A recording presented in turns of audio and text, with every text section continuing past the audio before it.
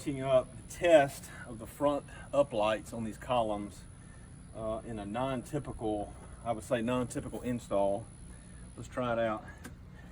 We got lucky in that the tile guys at this house were putting down new tile on the front of the house, so we had to run the 12-2 below the tile, and they're going to come over the top and finish it for us. So we had to run the 12-2 to the positrons. And where it got tricky was we didn't have much room to work with. We had to cut it real short, so we pretty much had one shot at getting it right to be able to make the connections and be able to tuck all the wiring inside the housing, but it worked. Okay, we are installing the transformer post out here in the island. In this case, we've got dual transformers, one coming off the house doing the front of the house with the carport.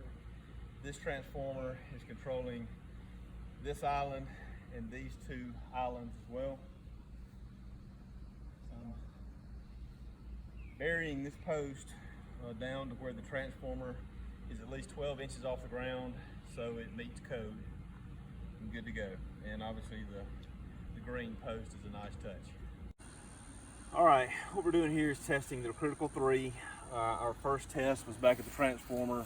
We tested the amperage at the transformer. Our second test was the amperage on our 12-2 hot wire.